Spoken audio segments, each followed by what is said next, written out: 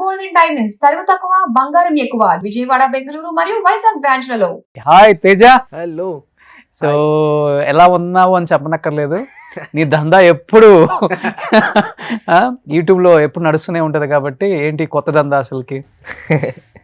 Web series అన్న, it's all about Chai Shorts లో launch అయిన వెబ్ షో ఇది. Completely vertical. ఈ వర్టికల్ ఫార్మాట్ లో 50-50 చేంజ్ ఆ బడ్జెట్ స్కేల్లో 50 లక్షల బడ్జెట్ స్కేల్లో ఈ సిరీస్ ని డిజైన్ చేసుకున్నాము. Came very well. 50 లక్షలు పెట్టి ఏంటి అంత బలంగా నమ్మేసింది నిన్ను? మా చాయ్ బిస్కెట్ అనురాగన్న శరత్ అన్న నమ్మారు. తర్వాత దానికి అంత రిక్వైర్మెంట్ కూడా పడింది. సంథింగ్ లైక్ మనకి స్కామ్ 1992. సో దానిలాగా ఒక వర్టికల్ సిరీస్ ఉండాలని చెప్పి ఒక మంచి సిరీస్ డిజైన్ చేసాం. సో ఊహ తెలియనప్పుడు యూట్యూబ్కి వచ్చావు, అంతే. తెలిసేలోపు అయిపోయింది. సో ఎలా వచ్చింది థాట్ తేజ? అసలుకి అంత చిన్న ఏజ్ లో చాలా కష్టం అసలుకి. బేసికలీ నేను డబ్బింగ్ చెప్తుంటానా. 2002లో ప్రభాస్ గారి సినిమా ఒకటి వచ్చింది, అడవిరాముడు అని. ఆ సినిమాలో చిన్నప్పుడు ప్రభాస్ ఒక బోట్ లో అలా వెళ్తున్నప్పుడు ఏడుస్తా ఉంటాడు. దానికి ఒక వాయిస్ కావాలని చెప్పి అడిగితే మా నాన్న పట్టుకెళ్లారు నన్ను. అక్కడ నుంచి స్టార్ట్ అయింది ఈ జర్నీ. ఆఫ్ స్క్రీన్ డబ్బింగ్ చెప్పడం అని. టిల్ డేట్ కి ఈ రోజుకి నెట్ఫ్లిక్స్ లో elite, classmates, something what ever content comes in my age group నేను వాయిస్ చెప్తా. సో రీసెంట్ స్పైడర్ మ్యాన్ అవ్వచ్చు, ఈ థింగ్స్ అన్నిటికీ కీప్ ఆన్ డబ్బింగ్. తెలుగులో ఏదొచ్చినా నేను బాగా చెప్తాను అనమాట. అక్కడ బిజీ బేసికలీ.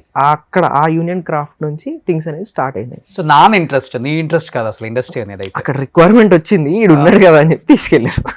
అలా ఇంకా అది ఫుల్ఫిల్ అయింది. అసలు డాడీ ఫుల్ఫిల్ గా ఇండస్ట్రీలో, డాడీ ఫుల్ టైమ్ ఆయన యాక్టర్ అవ్వాలని వచ్చారు. బట్ డబ్బింగ్ ఇన్ఛార్జ్, డబ్బింగ్స్ చేపిస్తూ అక్కడ ఆ స్పేస్ లో ఆయన బిజీగా ఉన్నారు ఇప్పుడు. And Surya, Shanmukh Jaswanth father. నేను ఇంటర్వ్యూ చేశాను కూడా ఆ సిరీస్ అప్పుడు. సో అలా నాన్న ద్వారా డబ్బింగ్ తర్వాత యాక్టింగ్ తర్వాత చాలా చాలా చాలా డిజిటల్ ఒకటే. దీంట్లో మల్టిపుల్ ఛానల్స్, కంపెనీస్ తో కొలాబరేషన్స్, బ్రాండ్ కొలాబరేషన్స్, వెబ్ సిరీస్లు, ఫార్మాట్. ఇప్పుడు రీసెంట్లీ ఫ్యాక్ట్ ఫార్మాట్.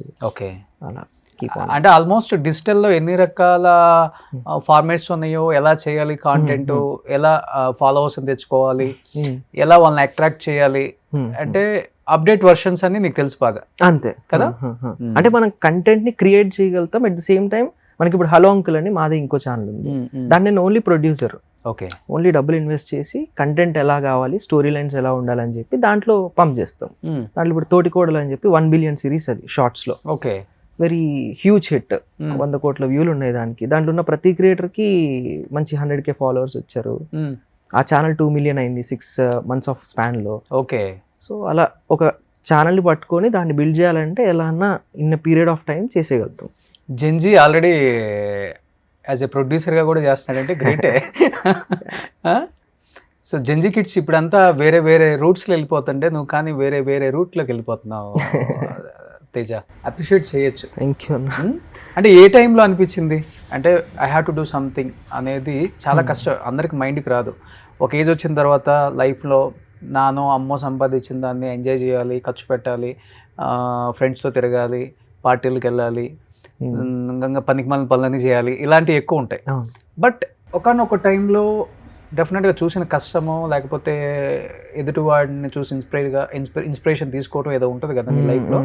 ఎక్కడ దానికి స్టార్టింగ్ అసలుకి? డబ్బు లేని రోజన్నా మా నాన్న యాక్టర్ అవ్వాలనుకున్నప్పుడు, మీకు తెలుసు యాజ్ యాక్టర్గా రావాలి అనుకున్నప్పుడు మనకి ఒక రోజుకి 1500, 2000 ఇలాంటి రేంజ్లో యాక్టర్గా స్ట్రగుల్ అవుతున్న డేస్లో మా నాన్నే చూసి ఆ 1500 కలెక్ట్ చేసుకోవడానికి 3-4 నెలలు ఆఫీస్లో చుట్టూ తిరిగేది, ఫిలిం ప్రొడక్షన్ ఆఫీస్లో చుట్టూ. సో ఇలాంటి డే మాత్రం మనకి రాకూడదు.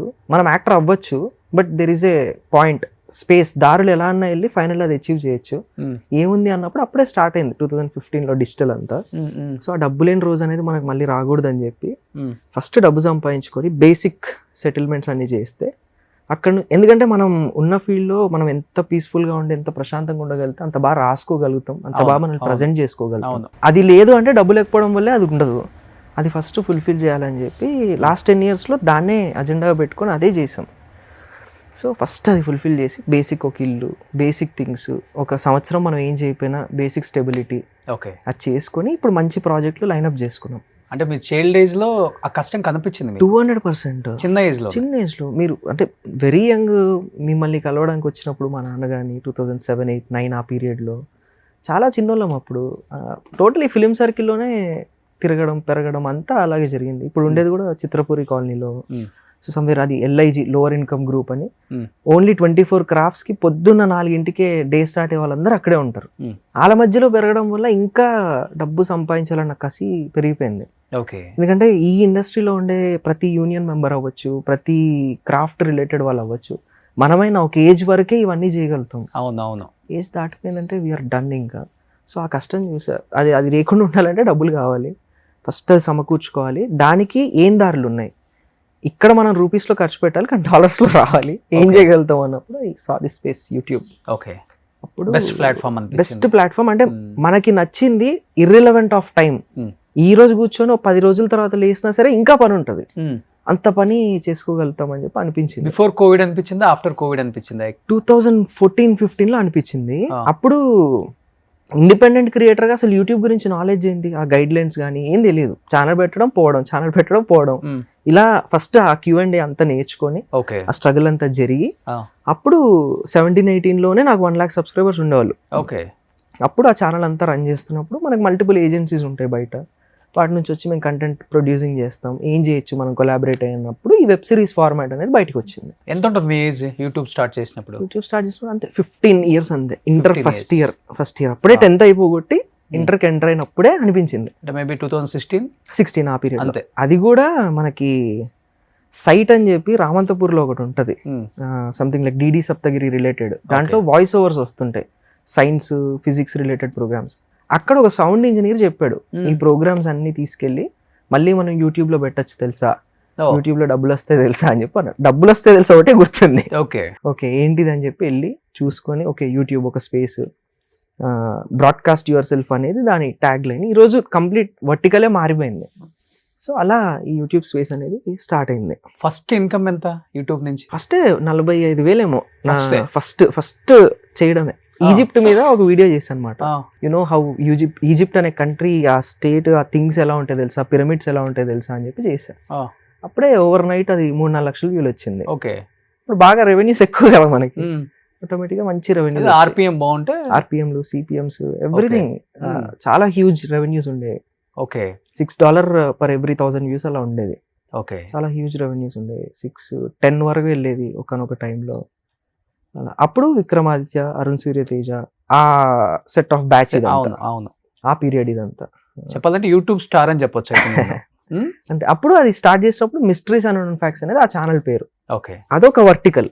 మళ్ళీ మనకి end of the point face కనిపించాలి, మనం ఎంటర్టైన్మెంట్లో ఉండాలన్నప్పుడు తేజ్ ఇండియా స్టార్ట్ అయింది.